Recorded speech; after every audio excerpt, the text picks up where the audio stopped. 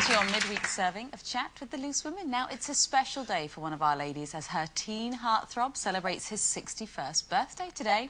So we couldn't let the occasion slip by without paying our own loose tribute to the one and only David Essex. Hold me close. She wishes it's Jane McDonald.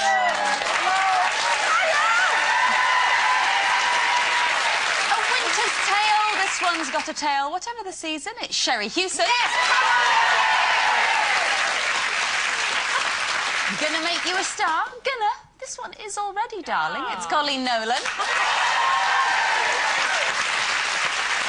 Oh, what a circus. Well, it will be trying to manage this lot today. It's me, Jackie Brambles. On the way today, as Rod Stewart and Penny Lancaster are photographed on the French Riviera in matching outfits. We're asking, is it OK to dress like your partner? What about speak like them, act like them, think like them? Or is it a bit sad to be a lover-like? Plus, she was the voice behind the theme of ITV's Euro 2008 footy coverage, joining in the loose chat and performing for us a bit later on with not a ball in sight. It's voice of an angel, Natasha Marsh. Catching up with Scouse songbird turned chef, that's Atomic Kitten's Liz McLarnon. Right, well, it's that time of year when many of you will be off on your summer holidays, and for lots of us, the first thing we fling in that suitcase is a good book. So for the next few weeks, we'll be taking a loose look at some of the hottest summer reads. Yes, it's time for... I'm going on a summer holiday. Poolside page turners. Oh, it's a cracking one, this.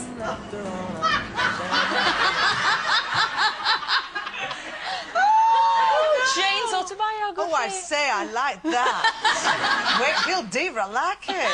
Well, one summer beach read recommended by the critics this year is Adele Park's latest novel. It's called Tell Me Something. It tells the story of Elizabeth, who, having found a gorgeous, sexy Italian husband, finds herself living in Italy in rather close proximity to her mother-in-law, who seems determined on destroying her marriage. So it does beg the question, is it important to keep your man's mum close if you want to have a happy relationship? Or can it be a case of too close for comfort? Now, you see... You're a mother-in-law. I know, I am. Oh, can you imagine? No, I'm the nicest person. I'm so easy, not interfering. Not overbearing? Honestly, I'm not. No, I believe you, love, I believe you. The thing is, you see, I know I've got a very strong character, and that might be frightening to some. And I love Simon to death, which is Keely's partner. And I think he likes me.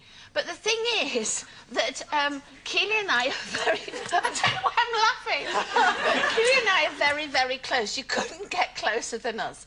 And the thing is, if she's upset, she comes to me, which you would, wouldn't you, Jane? Yes, you would, love, I'm with you. And the thing is, you know, like, I don't interfere with them. I don't go round, I don't knock on the door, I don't go, you know, I don't do any of that. Right. But I do know that I am a strong character. Protective. Protective, and if she's upset, I can't help myself. I can't help myself. And before Simon, I have to say, and I do admit, when she had boyfriends, I did used to get in between and get annoyed. Yeah, well, not like that. No, but the thing is, I did kind of. Were you a bit too pushy, do you think? Now, I have taught myself that that is not to be. Right. And the thing is now, it's their own business. Whatever, it's their own business. But if she's upset, any mother would be, you know, get involved with it. But it's their business, I have to say. And I love Simon to death, and I think we get on really, really well. I noticed you used the Simon, word death twice as well. Simon said, I'm going to take my mother-in-law, please. No, not at all. But I got on with my mother-in-law really, really well. And I just think you have to kind of, bend and twist, don't you? Don't you, Jane? Oh, you do, love. See, Jane knows. Yes, I'm with I like Sherrie. Jane. She's very good at this. Well, you've got a lovely mother-in-law, though. I've got a fantastic mother-in-law, Irene, bless her. She's 83. And I have to say, she is absolutely fabulous. I get on so well with her. And I think it's just as well because Ray absolutely idolises her. Right. And he goes home. We've since moved away from Blackpool, but he still goes home every week to take her shopping without fail. You know, and he loves her. He absolutely just loves her to bits. And luckily, I do too, because I think it would be a massive problem if you didn't if we didn't get on. And I think if she really didn't like me, I hope she does, actually. I was going to say, does she like you?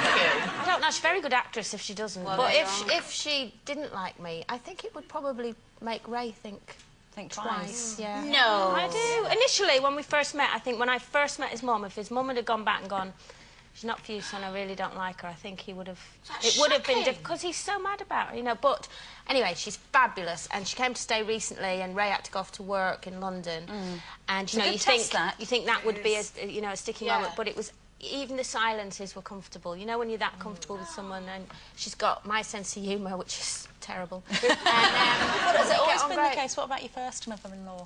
Oh, my first mother-in-law was... I've been really lucky with mother-in-laws, actually, Lil. It's just husbands you've been a bit Lil, yeah. I just wish I'd have married my mother-in-laws. No, my first mother-in-law was brilliant. Completely different to Irene in the fact she was totally mental, Lil. As you would be, giving birth to Shane, but... I'm only joking, he's a lovely boy. So, no, she was brilliant, but mental. But it's a shame when you do get divorced, because obviously... You sort of divorce the family, yeah, don't you? you have to, really. And we were, like, really best friends, me and Lil, at one point. And then the last time I saw her, I think, was Shane Jr.'s 18th. And I hadn't seen her for, like, a few years. And she walked in, and it was like we'd never been apart, you know. And the next day, it was hysterical. I must tell you. I am waffling, but never mind. Go on. The next day, she came up in the hotel. We stayed at the hotel. And I hear this, Coleen, Coleen, because she's Irish. And I'm thinking, oh, my God, it's Lil out in the corridor. And I've opened the door, and she's come in, barged into our room with a tray of full English breakfast for me and Ray. For you and Ray? Me and Ray. Oh. Ray's lying there going, who's that? I'm going, the ex-mother-in-law's come to give you breakfast. She sat down on the bed. She said to him, get out of that bed, you lazy so-and-so. And she's like that, chatting. She was great. I love her. But will you be a good mother-in-law? I hope so. You know, like you say, it is difficult. I mean, so far, every girl that Shane's brought home, and boy, has he brought a lot, they've all been very lovely, and I've got on really well with them, actually. But it must be difficult if they walk in and you think, I really, really don't like this girl. I can't imagine. I feel really worried about how happy they're going to make your son. No, I'm not. I'm very much on their side. Like, if they have a row, I always stick up for the girlfriend. Do you? Yeah. Do you? Yeah, because I'm fickle. I want her to like me. I must have gone. That's where I went wrong. You're not bothered whether they like you. I want them to love me, Sherrie. Coleen, I love you. That's enough. That's a worry. I've got a brilliant mother-in-law. She is a force of nature. I don't know how she does what she does, but she raised 4 kids, helped to run a farm, was a primary school teacher, still is a primary school teacher, brilliant grandma. She comes and sort of, you know, babysits the kids and stuff. But I think I have an appreciation now for her and all that she's done. Now I'm a mum, but if I was a bit younger, you know, you might sort of butt heads with somebody who's has got as much energy as she has and is all over the place. But I really, I love it when she comes to stay. There's pots of soup on. Yeah. The kids are entertained. I'm like that. Are you? Well, not pots of soup or anything, but I'm a good babysitter. Now, what's it? Yeah, well, hey. I mean, You've got a new man with a prospective mother-in-law. Well, yes.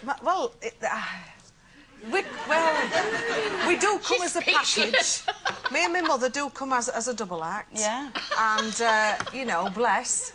So he gets the best of both worlds as I look at it, because she's good fun, she's a very good cook, she's very good at all the domestic side, and I'm a singer. Wait a minute, who's he going to be living with, you or her? Well, both. Oh. Both, but obviously he'll be down... Now, what would be, though, if he'd have... You know, if you'd have met him and he'd have met your mum, and either your mum didn't like him or he didn't like your mum, what would have happened, do you think? My mother has always been right, I have to say, and your mother wants the best for you, and she can see... An outsider can always see things that are going to go wrong in a relationship before you can, because you've always got these rose-tinted glasses on, haven't you? Oh, I love him, I love him. Your mother's going, turn cockney when you meet yeah. So, yeah, I would probably listen to my mother. Well, but this... she might be wrong. She could I be know, wrong. but she hasn't She been. might think this is the right one and I'm going to lose her. So I'm No, she's she's all right. She can't wait to get shot, actually. As you know, I'm nearly 35 now. And I'm shut your face. And I'm still at home, so I think she would be glad if I went, actually. But do they get on well? They do, actually. My new bloke and my mother, they get on really, really well. In fact, he's going to be staying with a little bit more up north, even when I'm at work, you see. So that's the worry. that is a worry. That's Might it. end up marrying Jean. After the break, we'll be asking which one of us girls thinks there's nothing better than watching her man strumming his instrument. Soon.